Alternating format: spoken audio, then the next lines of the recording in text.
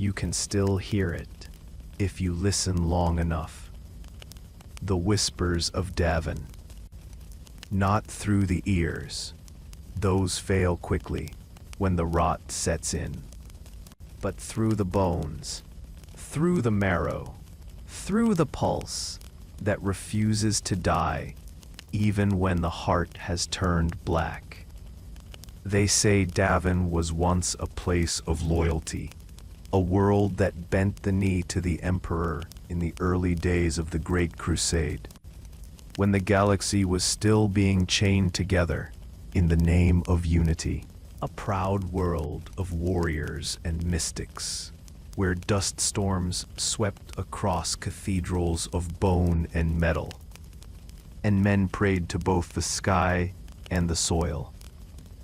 But faith is a dangerous thing in the Imperium. Faith can elevate a man to sainthood, or damn him to eternal silence.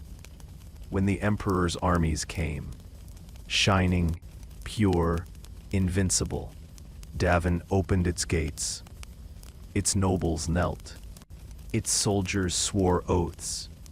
Its priests burned their old gods and raised the Imperial Aquila in their place. And for a moment, the planet seemed redeemed. For a moment, its people believed they had been chosen. But the galaxy is not kind to believers. Not in the 41st millennium. Not even in the days when the Emperor still walked among his sons. Because what followed was not salvation. It was transformation. The kind that begins in whispers. The kind that hides beneath the hymns and parades. The kind that turns faith into infection. They don't write this in the Imperial records anymore. The administratum calls Davin lost. A word that makes it sound simple, clean, as though it drifted away quietly into the void. But those who know, those who still hear the echoes through the warp, know that Davin was not lost. It was taken. It began with the rot in the marshlands, a sickness the Medicae could not name. The air became heavy, humid, sweet with decay. Birds fell from the sky with open sores. Machines rusted while still running. And then came the dreams. At first, the soldiers dismissed them. Just nightmares of men fighting too long beneath two suns. But the same visions spread through the regiments. Men saw themselves kneeling before figures they couldn't name. They heard laughter in the static of the vox. Some began to pray in their sleep, not to the Emperor, to something older, something watching. And then came the man they blamed for it all.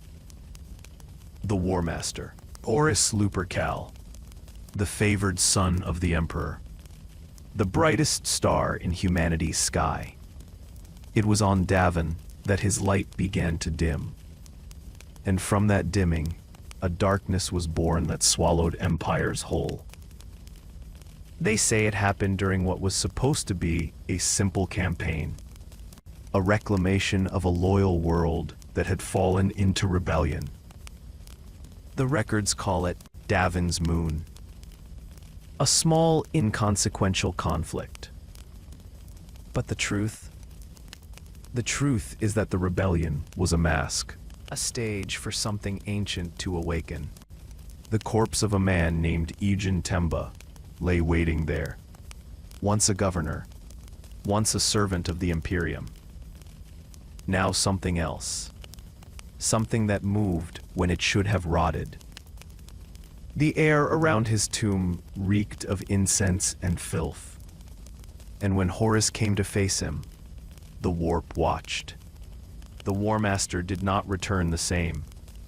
They said his armor was breached, that his flesh was touched by a weapon from the underworld, but it wasn't steel that pierced him. It was the whisper. It crawled into the wound and spoke his name. It showed him visions of betrayal, of truth, of a god who sat silent on a golden throne and demanded endless worship. And for the first time, Horus doubted. That was all it took. A single seed of doubt, planted on a world of rot, and the galaxy began to burn. But that's only the beginning. Because Davin was not merely the place where the War Master fell, it was where something else rose. Something the Imperium pretends never happened. Something that still moves beneath the swamp, and the grave, and the memory of a son betrayed. You can still hear it, if you listen. The hum beneath the static, the breath between prayers, the echo of a world that refused to die, even after the Emperor's light turned away. And that's why they sealed its name in every archive.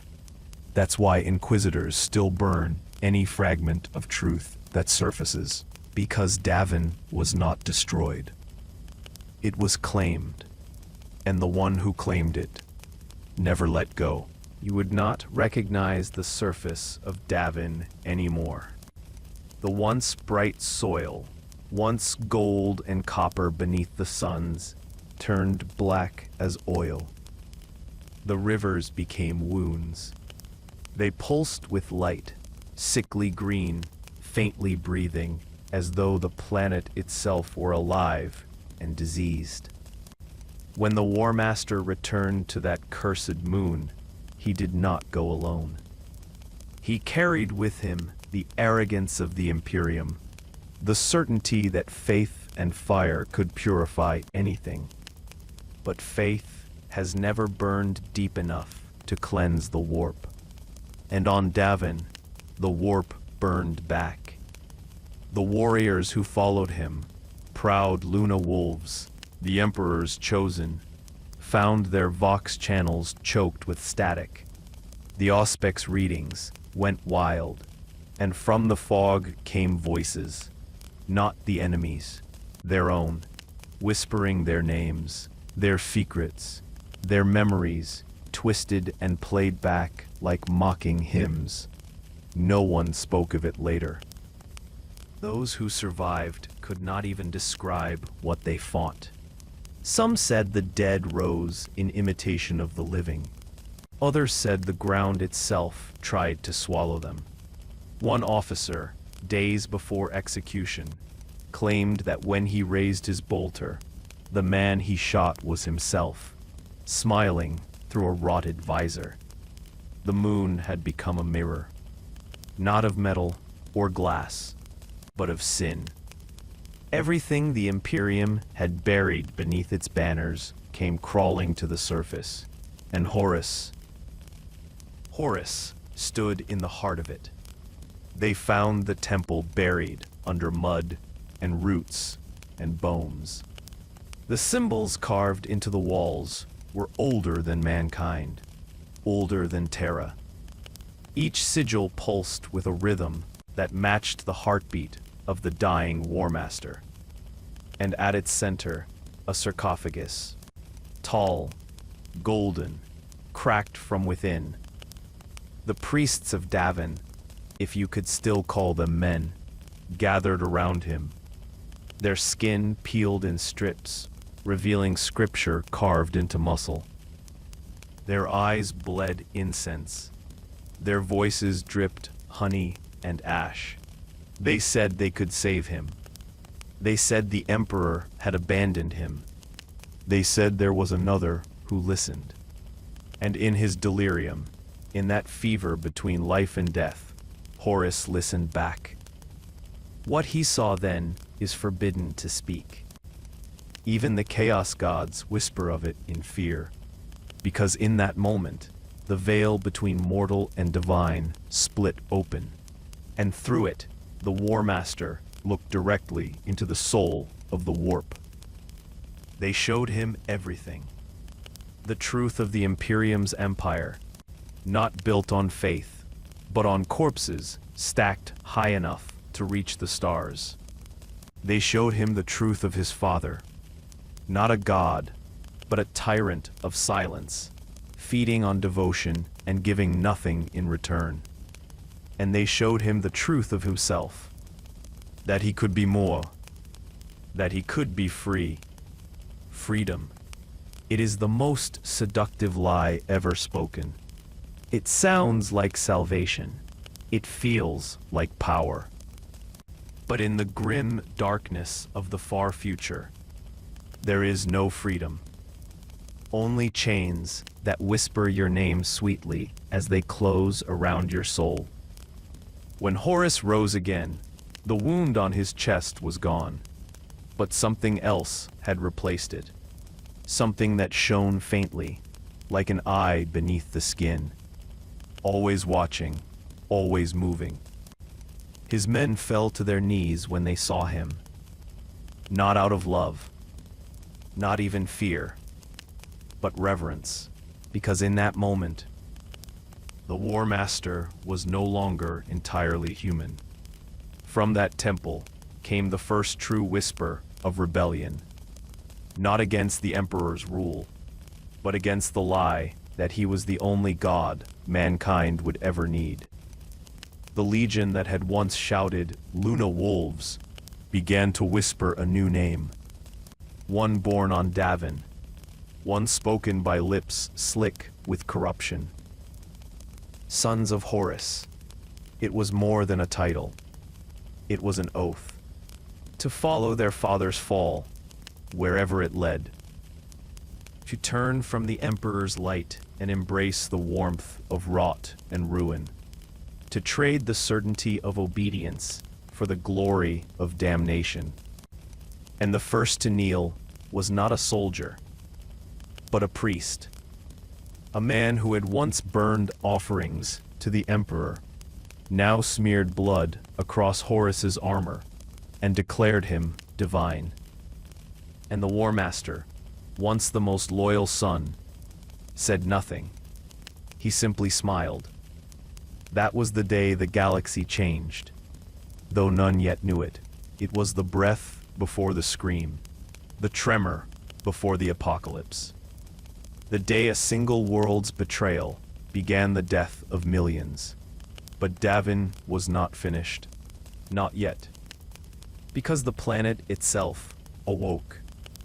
Its storms grew louder. Its winds began to whisper his name. And those who tried to leave found their ships pulled back down by invisible hands. The world had become a living altar. A wound in reality that refused to close. And deep beneath that altar, something still stirred. Something that would make even the gods tremble. But that is only the second truth.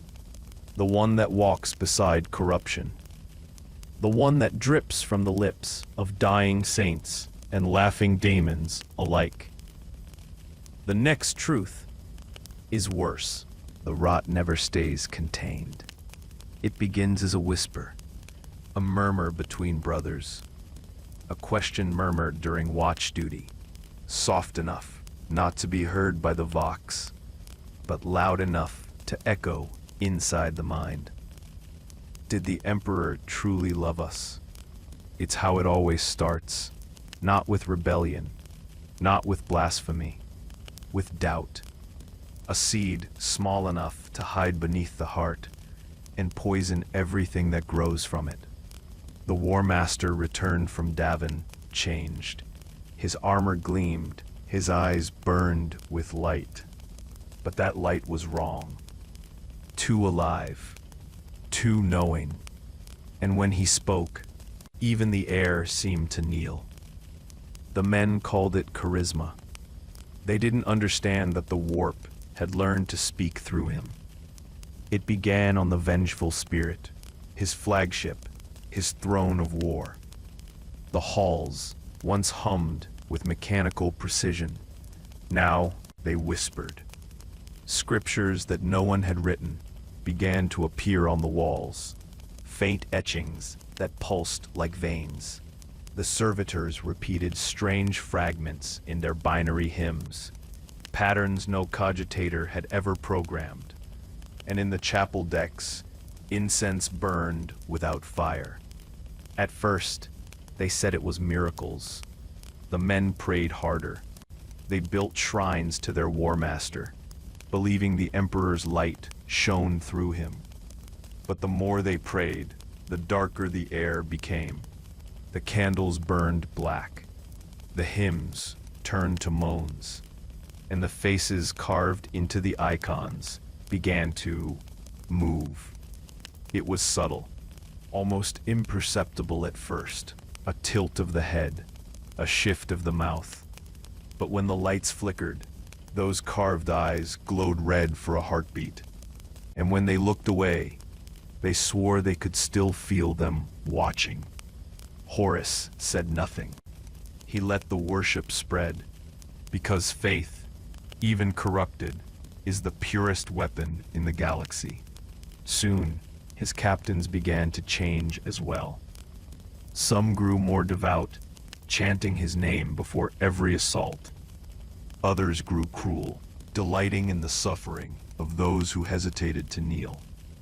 And those who questioned what was happening simply vanished. The void claimed them.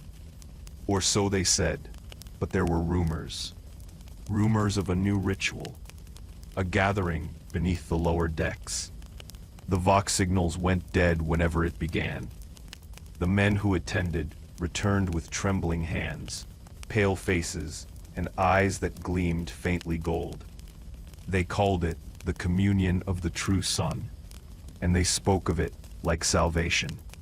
They said it opened the mind, tore away the lies of the Imperium. They said the Emperor's dream was a cage, and Horus had found the key. They said that when the time came, only the faithful would survive the storm to come. It spread from ship to ship, like a plague of faith. The sons of Horus whispered their new prayers. The word-bearers embraced them eagerly, adding their own verses of fire and devotion. Even some of the Mechanicus priests began to join, rewriting their litanies to praise the living god of war. The transformation was silent. No one shouted rebellion. No one raised banners. But when the Emperor's name was spoken, fewer voices repeated it. And when Horus walked the corridors, all knelt. One remembrancer, a poet named Varen, tried to record what he saw. He wrote of the first time he glimpsed the War Master in prayer. Horus knelt before a mirror of blackened glass, whispering to something that whispered back. Varen described the reflection as wrong. Too many eyes, too many mouths, all smiling. He tried to warn the others. He never finished his story. They found him days later, his tongue carved out, his eyes filled with candle wax. Still the fleet pressed on. Their missions continued. Their victories multiplied. But something had shifted. They no longer fought for humanity. They fought for him. And in the warp currents, trailing behind their ships, something ancient followed. Something patient. Something that fed on worship. When they reached Istvan, it began. The corruption that started on Davin, born in whispers and fevered dreams, now had a body, an army, an empire of believers who no longer bowed to Terra. They bowed to the sun. The first to die were the loyalists, not by the hand of strangers, but by brothers who smiled as they pulled the trigger. Because betrayal, when it comes from faith, burns brighter than any heresy. And so the galaxy learned what happens when love turns to worship, and worship turns to war. The Emperor felt it, they say, the crack in the veil, the wound opening across the warp. A father's grief made manifest, but he was too far away, too silent, too still upon his golden throne of light. And in that silence, Horus's voice became the louder prayer, the one the gods answered. But the truth of what really happened to Davin, the final fate of the world that started it all, has never been recorded. because Davin was not destroyed. It was taken. When the warp finally claimed it, the planet did not die. It inverted, turned inside out. The mountains became veins, the oceans became blood, and its sky became a living eye that never blinked. And if you listen, if you dare to listen to the Vox echoes near the Istvan system, you can still hear the hum of its heartbeat. Each pulse carries a name, a prayer, a curse. War Master.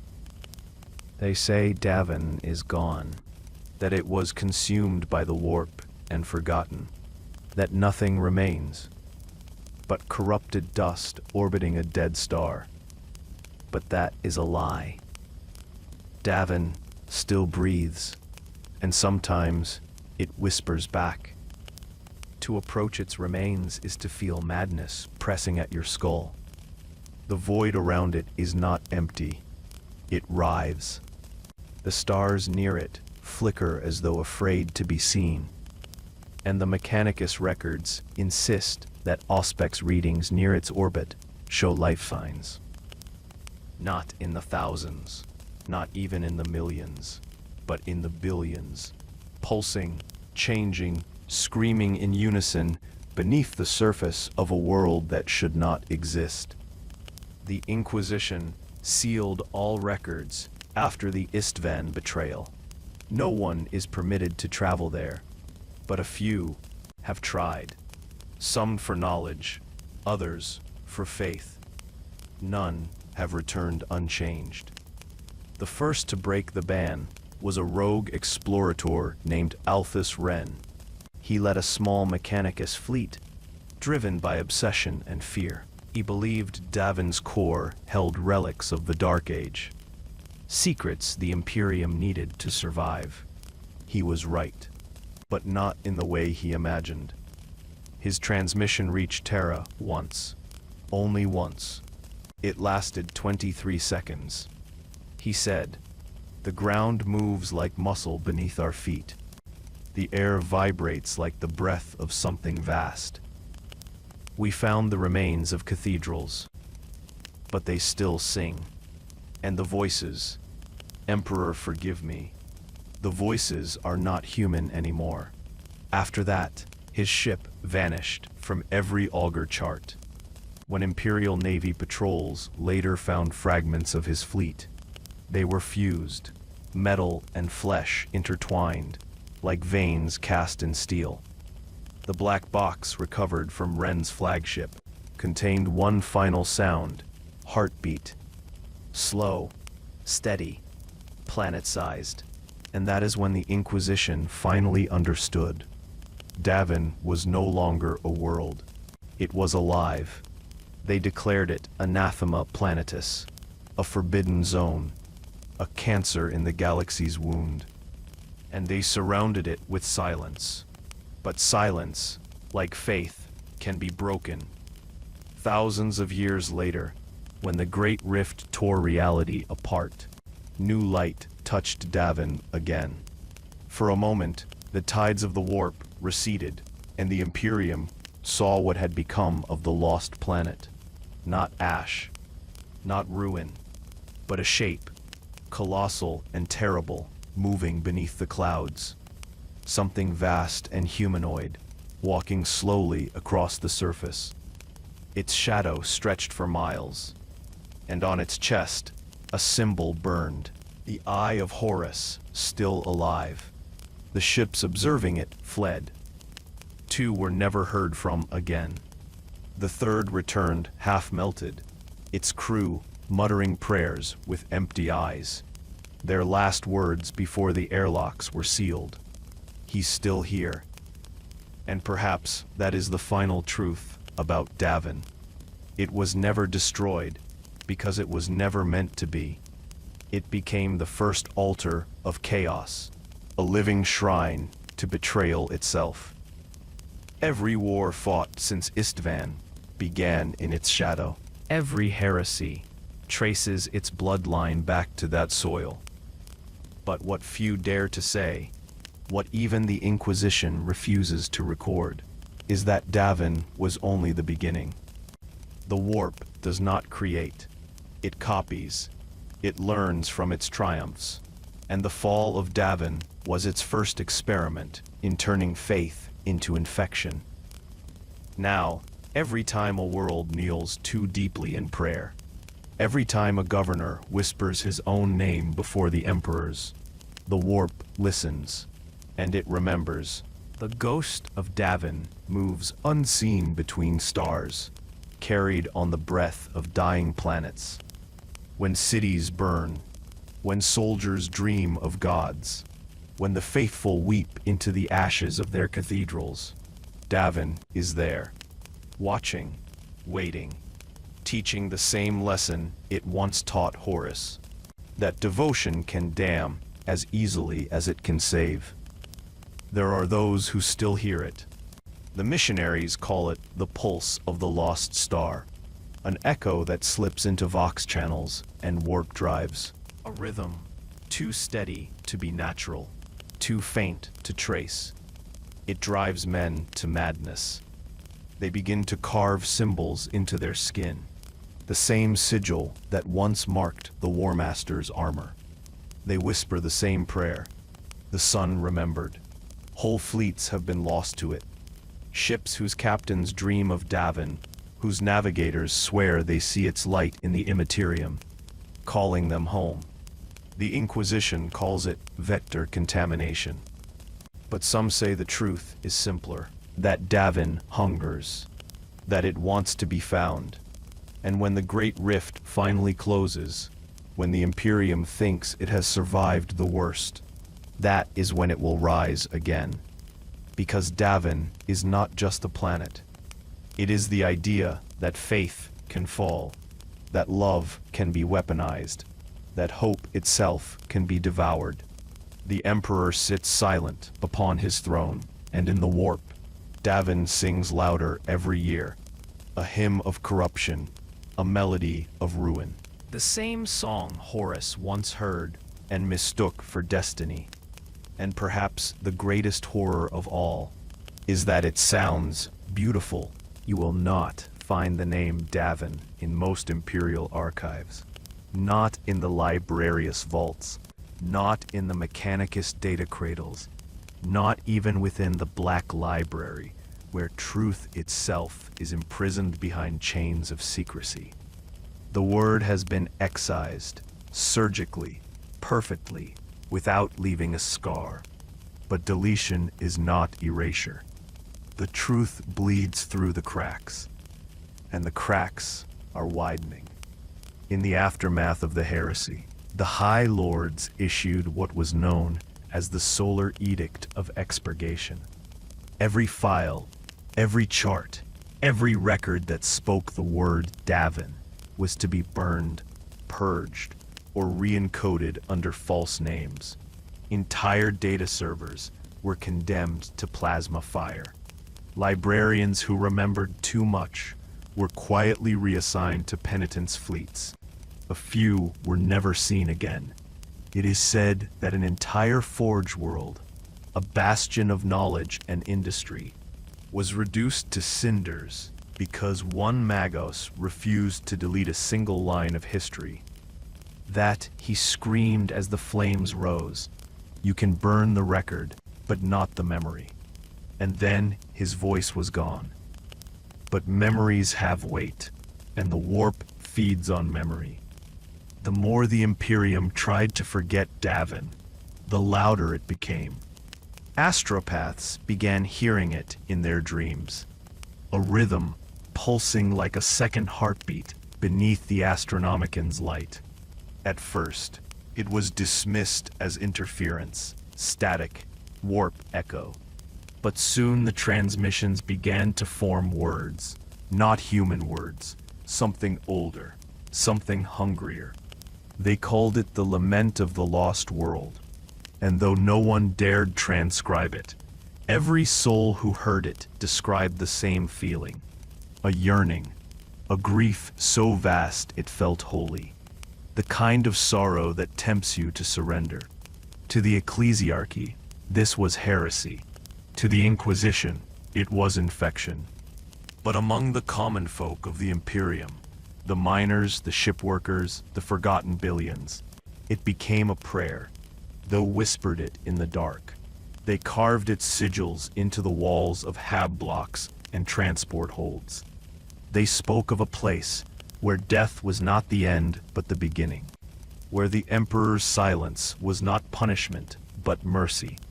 By the time the Inquisition realized the scope of the contagion, it was too late. Whole pilgrim fleets had vanished into the warp, chasing the phantom song of Davin. When one such vessel, the Saint Haliana's Mercy, reappeared centuries later, it was unrecognizable. The hull had twisted into organic shapes. Its decks were slick with oil and ash. The crew were fused to the ship itself, whispering in perfect unison. He waits in the light beneath the soil. The Ordo Malleus purged the vessel with orbital fire, but the ashes continued to speak for 3 days. And so began the Oblivion Crusade. A war not fought for conquest, but for silence. The Inquisition sanctioned the destruction of every shrine, every mural, every whispered myth tied to the lost world. Whole populations were condemned under suspicion of remembrance. Entire systems declared extinct by necessity. They thought they could drown Davin in blood. But blood is the warp's favorite prayer. Every execution became a sacrifice. Every burned book became a relic. Every unmarked grave became a shrine, and the song grew louder. By the time of the Indomitus Crusade, it had evolved. The missionaries now called it the Emperor's Second Voice, a shadow faith spreading faster than plague, carried by pilgrims who swore they saw visions in the warp. A world of light buried beneath endless ruin, where angels screamed and demons knelt in prayer. The Inquisition deployed psychic nulls to every major shrine world. They hunted the preachers, the dreamers, the children who spoke in tongues. But they could not kill the sound, because the sound was not only in the warp, it was of it. The Mechanicus theorized that Davin's corruption had created a harmonic, a psychic resonance echoing through the immaterial like a siren's call. But no machine could map it. No logic engine could isolate its source. It came from everywhere and nowhere, a memory of betrayal encoded into the very structure of the galaxy. Some say it was the Emperor's punishment. Others say it was Horus's revenge. But the truth may be worse. Because according to the forbidden texts recovered from the wreckage of the Saint Haliana's Mercy, the voice does not speak of Davin at all. It speaks to it. It is calling something back. And the worst part is, the warp answers. They built the cathedrals in silence.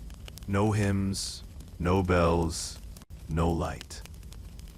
Buried deep beneath the surface of Terra, where the air itself feels older than language, the Inquisition carved sanctuaries meant to contain the uncontainable. They called them the vaults of the Hollow Choir. Every wall lined with hexagrammic wards, every arch etched with psalms that no longer translate into any human tongue. In the dark, they bound psychers, thousands of them, to sing counter-harmonies against the warp's echo. A constant, droning chorus meant to drown out the song of Davin. But the sound never stopped. It merely learned to hide inside the silence. Interrogators who stood watch in those chambers reported strange sensations. Whispers behind their eyes. Breath that wasn't theirs. When the lights flickered, they claimed to see silhouettes moving within the walls, as if the marble itself were remembering the shapes of those it entombed. After the third disappearance, one Magos suggested the vaults were growing, feeding on the resonance they were meant to suppress. His colleagues laughed. Then they found him praying to the wall, his mouth filled with dust, eyes hollow and still open. He had written something in his own blood. It does not echo the Emperor, it anticipates him. The phrase was immediately classified as a mimetic hazard. Every witness was executed, every record sealed. But the deaths could not erase the meaning, because somewhere within those vaults, something began to answer when the psychers sang. Not in words, but in pulse. The warp flickered like a heart beneath the skin of reality, and the pulse grew stronger. Across the segmentum solar, astropaths began collapsing mid-communion. At first, they screamed the name Davin. Later, they screamed Terra. The Adeptus Astra Telepathica shut down half its relay networks to prevent contagion. But even the isolation did nothing. The sound was already inside them, a frequency that resonated not through space, but through faith. Because it was faith itself that carried it. Billions of worshippers repeating the same creeds, day after day, century after century. The same chants, the same names, the same desperate calls to a silent God. The warp is shaped by belief, and belief, unending, becomes gravity. So when the people prayed to the Emperor, and the Emperor did not answer, something else did. It used their devotion like fuel. Every prayer an opening, every tear an invitation, until the voice no longer needed a source. It was the source. The Inquisition responded as only it could, with fear and fire. The Ordo Hereticus declared excommunication extremis on 5 entire sectors, branding them corrupted by echo. Their cathedral worlds were bombarded until their spires became molten glass. Their relics vaporized, their saints forgotten. But when the ashes cooled, the hymns continued, not from mouths, but from the ground. From beneath the rubble, a low vibration hummed like a heartbeat under the crust. The priests who survived claimed it was the Emperor's sorrow. The Inquisition called it residual psychic bleed. The Mechanicus called it impossible. But one inquisitor, unnamed in any official record, broke protocol and conducted an experiment. He gathered 100 prisoners marked for execution. Each was fitted with a psychic amplifier, tuned to the last recorded frequency of the Davin song. They were placed within a containment vault, their minds connected through an auto-seance machine of his own design. When the activation began, every monitor failed. For 6 minutes, there was only static. When vision returned, the prisoners were gone. In their place stood one figure, faceless, skin smooth, colorless, and luminous, like marble under oil. It spoke with 100 voices at once. Do you understand now? He does not answer because he is not listening. He is remembering. And then it disintegrated. The recordings were destroyed. The vault sealed. The Inquisitor disappeared.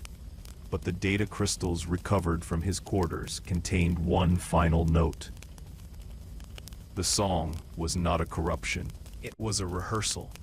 Centuries later, Imperial scholars studying the Astronomican's flux patterns noticed an irregularity, a pulse buried beneath the Astronomican's own frequency.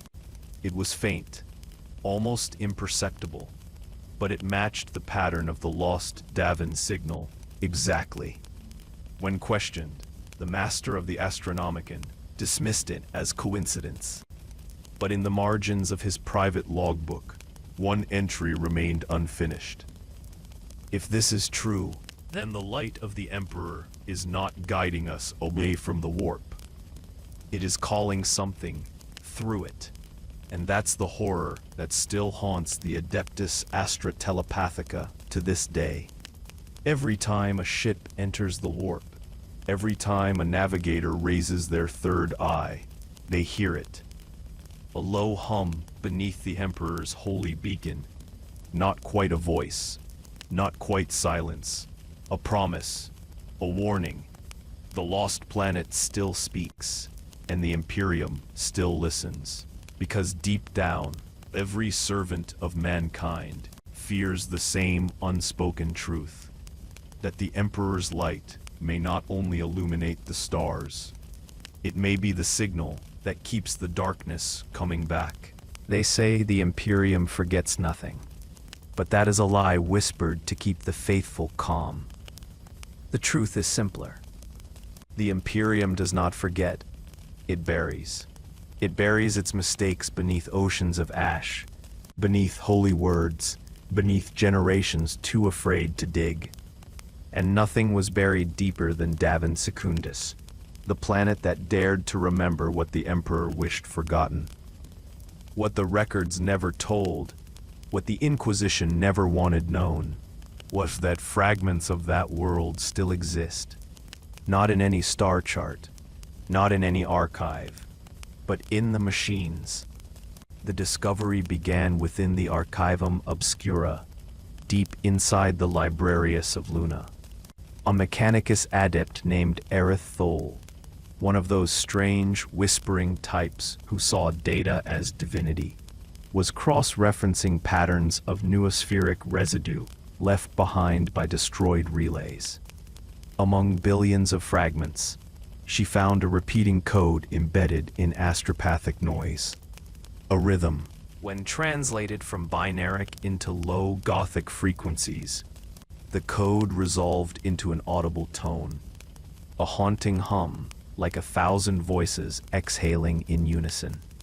Its designation, Echo 922. Its origin, unknown. Its age, older than the Horus heresy. Aerith reported it to her Magos. The next day, her workshop was sealed. Her servitors burned. Her designation struck from the rolls. But not before she transmitted her discovery to a single recipient. A rogue savant of the Ordo Malleus, named Callus Rain. Rain was an old man even then, frail, eyes glazed by too many forbidden texts. But his curiosity was a weapon sharper than faith, and so he followed the signal. The trail led him far beyond sanctioned space, to a region listed as prohibited void, quarantined since M31. There, orbiting the skeletal remains of a dead star, he found something impossible. A single fragment of a planet, jagged, hollow, and yet pulsing faintly with light, like the heart of a world refusing to die. Its surface was fused glass and blackened metal, but beneath the crust, his Auspex scanners detected structures, hallways, vaults, spires, perfectly preserved in stasis, and at its core, an energy reading identical to the Astronomican's lower harmonic layer. The same pulse, the same heartbeat, the same light. Rain and his team descended. What they found should never have been possible. Inside the planet's corpse were statues that still breathed. Marble forms, trembling as if air passed through them. Cathedrals carved upside down into the planet's mantle, their stained glass windows facing the void. And at the center of it all, a chamber filled with liquid starlight. It was not water. It was psychic residue, liquid thought. And within it, suspended like a saint in an unholy womb, was a man. His body was intact, but his skin was carved with hundreds of symbols. The same runes that once covered Davin's temples. His eyes were open, but his pupils moved like a storm. Rain wrote in his final log. He looks at us the way the Emperor must have once looked at Terra, with pity. When they attempted to extract the body, every servo arm failed. Every system screamed. The planet itself began to shake, whispering through the vox in perfect binary harmony. You came to retrieve the lost, but the lost retrieve you. Rain's last transmission was 7 words long. The Emperor did not erase Davin. He inherited it.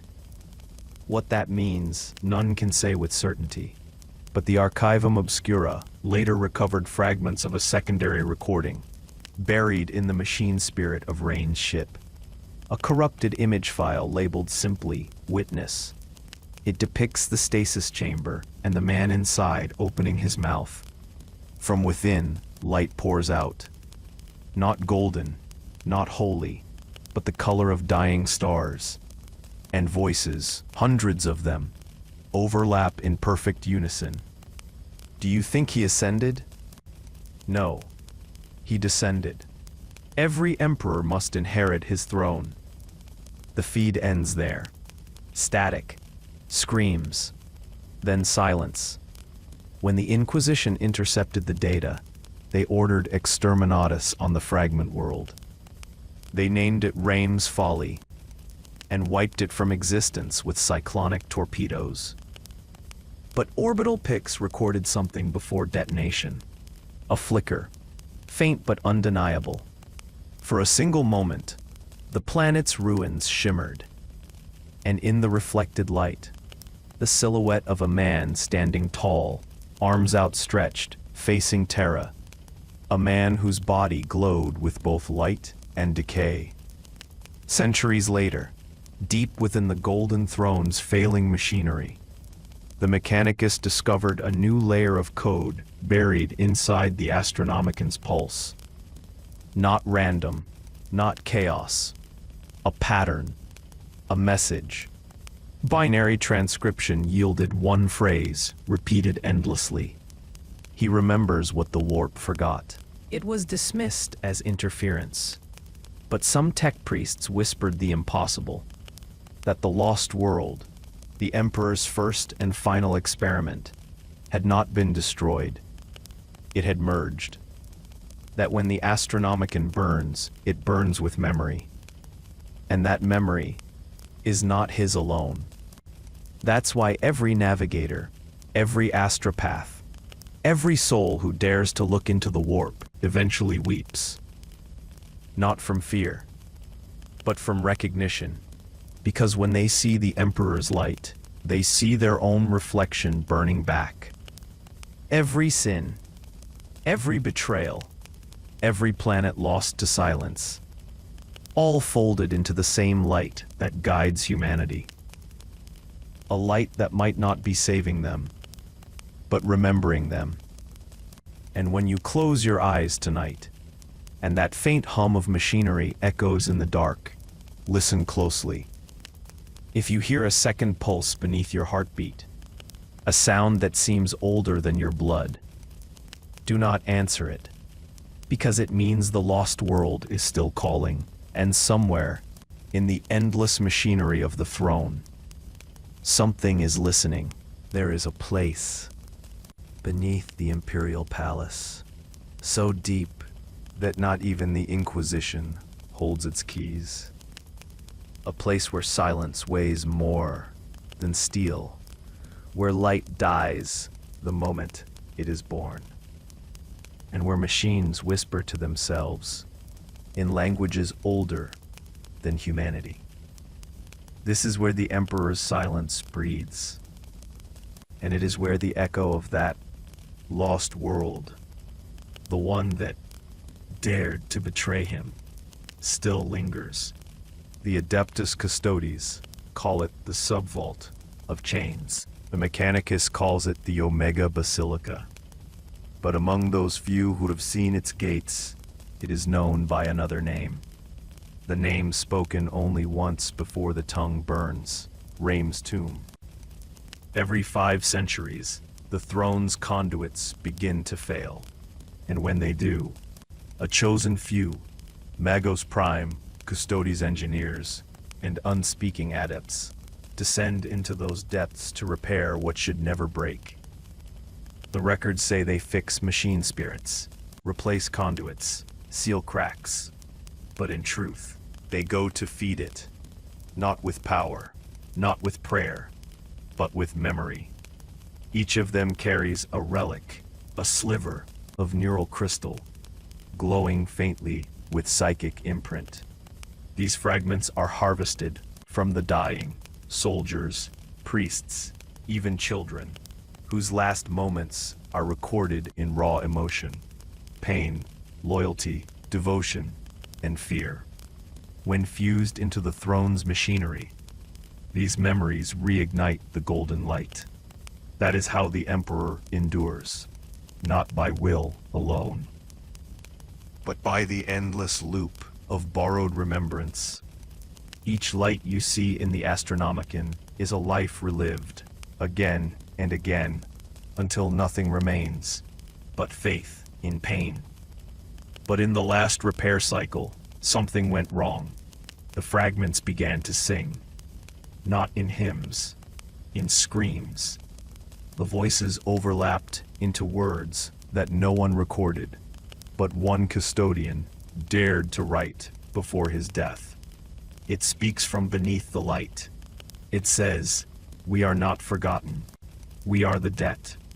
That custodian was erased from history, but the Mechanicus machines still logged the anomaly, a pulse echoing outward from the throne's base, identical to the signal that once emanated from the lost world Rain discovered centuries ago.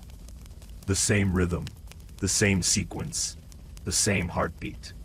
It traveled through the noosphere, bled into every relay, reached even the distant watch stations orbiting Mars, and for 7 minutes, across the Imperium, astropaths cried out in unison before going silent forever. They described seeing a planet of light, surrounded by the corpses of suns, and at its center, a throne made not of gold, but of glass. A throne with 2 figures seated upon it, one watching, one whispering. To this day, the Ordo Malleus debates what that vision meant. Some claim it was the Emperor's psychic echo, stabilizing the Astronomicon. Others believe it was a warning, that the throne's power is not one mind, but 2, the Emperor, and the memory of the planet that betrayed him, bound together, feeding each other in eternal paradox. That world once turned its back on the Imperium. Now the Imperium itself turns unknowingly toward it. Every time a ship sails through the warp guided by the Astronomicon's light, every soul that prays to the Emperor fuels the very betrayal he tried to erase. Because what burns in the Astronomicon is not mercy, it is memory. The few who understand this are broken by it. There are whispered accounts of astropaths who hear words within the light when they focus too long. Phrases, not in high Gothic, but in something older, almost human in its despair. One phrase returns again and again. "We remember your silence." Some believe it is the Emperor himself, speaking through the echoes of that lost world. Others believe it is the planet itself, a psychic scar that refuses to fade, a collective soul of billions who perished in betrayal and were absorbed into his light. Whatever it is, it hungers. Every century, another judgment world falls. Another system disappears under warp interference. And every time, the Astronomicon flickers, as if feeding. The Inquisition calls it corrective resonance. But those who've seen it know the truth. The Emperor's beacon is alive, and it remembers every world that ever doubted him. That is why the Mechanicus refuses to study the throne directly.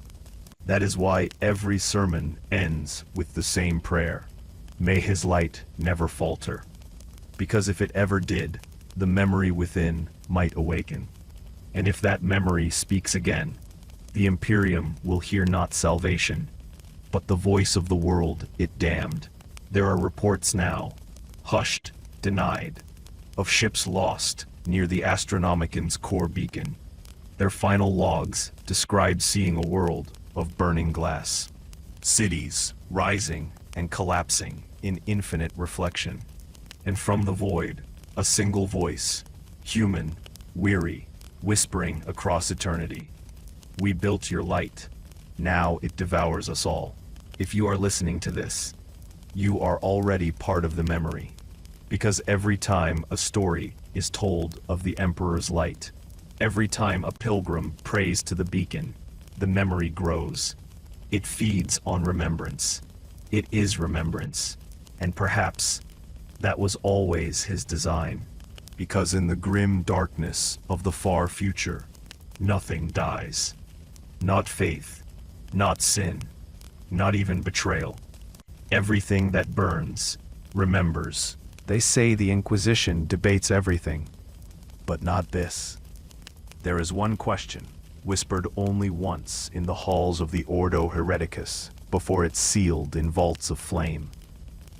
Did the Emperor plan the betrayal? To most, it is blasphemy.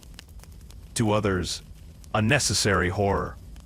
Because if he did, then every planet that has ever fallen to ruin, every world burned for its sin, every martyr and heretic alike, was part of a plan, older than humanity's own hope. A plan not to save mankind, but to bind it. The story begins in the aftermath of the heresy's silence, when Terra still bled, when the Emperor's golden husk was not yet a symbol, but a wound that refused to close. A conclave of the Inquisition gathered deep beneath the throne. 13 inquisitors, cloaked not in faith, but in dread. They had recovered data fragments from a destroyed vessel orbiting the Sol system. The vessel's name, Exergo Primus. The data was incomplete, fragmented, decayed, but within the static were coordinates. Coordinates leading to a dead world. A world catalogued as H17 Rane, erased from all Imperial records. A world that had once spoken back to the Emperor. The fragments told of a transmission, not a cry for help, not a rebellion's roar, but a reply, an answer to the Emperor's psychic call across the warp. And that answer was wrong. Not heretical in its words, but in its clarity. No human mind should have been able to speak across that distance, and yet Rane did. Billions of souls in unison, forming a single will, a choir of living thought. A mind so vast it was almost divine. When the Emperor heard it, they say he paused. For the first time in his immortal reign, he hesitated. The transcripts, the few still sealed beneath the Ordo archives, describe the phenomenon as the mirror of mankind, an echo of the Emperor's own power, birthed not from chaos, but from humanity itself. A world that believed so perfectly, so completely, that faith became real. That was the moment the betrayal began. Not with weapons, not with words, but with truth. The Emperor could not allow a world that rivaled his divinity, even through devotion. So he ordered it erased. Exterminatus. No record, no name, no grave. The choir that once sang his glory was silenced in fire. But the sound of that silence lingered. The warp does not forget faith. It feeds on it. And when 1 billion souls die believing, their belief carves a scar so deep it becomes eternal. That scar is what the Mechanicus now calls the Astronomican's core memory. The power that keeps the beacon alive. The price paid for light in the void. The Emperor didn't destroy Rane. He transformed it into the psychic engine that sustains his empire. A planet of worship turned into a battery of despair. This was the truth the Inquisitors found. A truth so poisonous that half of them took vows of silence before the conclave even ended. The others simply vanished. The few who remained alive long enough to leave records spoke only in riddles. He did not sacrifice them. He harvested them. The throne is not a tomb, it is a mouth. We do not pray to the emperor, we feed him. These words were burned from every archive.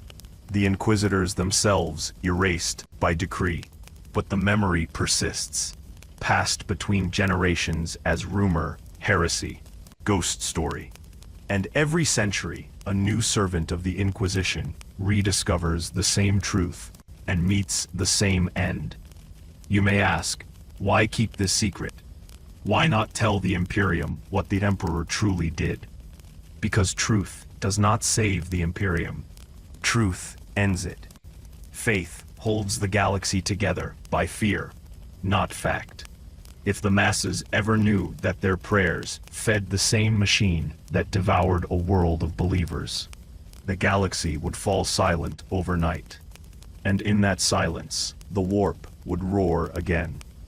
The Inquisition's final act after the conclave was simple. They sealed all knowledge of Renee under the decree of eternal shadow. But even sealed things, remember. Stray psychic whispers continue to reach astropaths in the segmentum solar. Voices murmuring through static. We built his light. We burn still. Some say the Emperor speaks through them. Others say the planet itself, or what remains of it, has become a conscious relic, trapped halfway between matter and memory. It waits beneath the Astronomicon, unseen, unending, calling for release, and the Inquisition waits, too, watching for the day when someone answers. You might think this is speculation, that it's just another heretical tale told by broken scholars. But the Inquisition's own silence is the loudest confession of all. Because in the grim darkness of the far future, the only thing more dangerous than a lie is a truth that remembers you.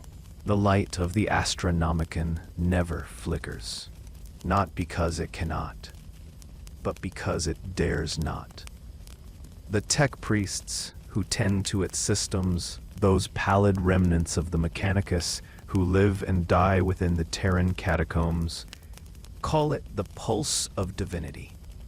They believe each surge of psychic light is the Emperor's heartbeat. But that is a lie, told to stop their hands from trembling. Because deep below, where the metal veins of the golden throne descend into the rock and ash of what was once Earth, something else stirs, something vast, something awake, and it remembers every name that was burned to fuel its light. The final records of the Ordo Astartes conclave. Those kept not in script, but in mind, through forbidden memory transference, tell of one last communion. A desperate attempt to reach the throne's mind across the void of his endless silence. The Inquisitor who dared attempt it was known as Lyrae Thant, a woman of pure faith, her mind honed like a blade, her soul trained in the psychic labyrinths of Titan. They say she entered the throne's aura willingly. They say she was smiling when the light consumed her. And for 3 seconds, 3 impossible, eternity-laden seconds, she spoke words that every recording device failed to capture. Every servo skull fell dead. Every cogitator screamed static. But those who were there, those few who survived the event, remembered her final whisper. He is not dead. He is remembering. That sentence alone reshaped the Inquisition's inner faith. Because if the Emperor is remembering, then he is dreaming. And what does a god dream of? Not mercy, not peace, not light. He dreams of the moment he chose to burn a world for daring to believe too much. He dreams of Rane. Every pulse of the Astronomicon is not a beacon, it's a heartbeat of guilt. The light that guides ships through the warp is the same light that screams through the Emperor's endless nightmare. And it grows brighter when he remembers, when he feels. The priests who maintain the throne tell themselves the hum they hear in the lower chambers is machinery.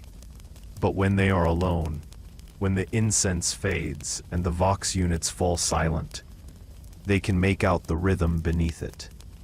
A sound too soft to be mechanical, too wet to be human. A whisper repeating beneath the hum of divinity. Forgive me. That phrase has been transcribed more than 100 times by servitors who don't understand what they record.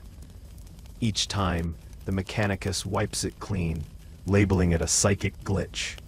But the glitch returns, stronger. Always the same 2 words. The last memory of a god who murdered his most faithful world. It is said that when an astropath dies mid-transmission, their final thoughts drift into the immaterium as flickers of static. But sometimes, those flickers coalesce into patterns. Voices, messages. Across the centuries, those trained to listen to the Astronomicon have begun to notice something beneath the guiding light. A second pulse, a faint counterbeat, buried deep under the Emperor's radiance. And it doesn't lead ships through the warp. It calls them. Thousands of vessels, pilgrim ships, rogue traders, lost military fleets have disappeared following that silent rhythm. Not destroyed, not consumed, redirected to a point of impossible coordinates. A place where no star should exist. A place that the few who survived named with shaking lips before their voices burned away. The Rane Echo. The Rane Echo is not a planet. Not anymore. It is a reflection of one. A memory turned inside out, suspended in the warp like an open wound. The ships that find it do not land. They fall down through clouds of ash that glow with psychic heat, through ruins that should not exist, down into streets lined with shadows that move like they remember walking.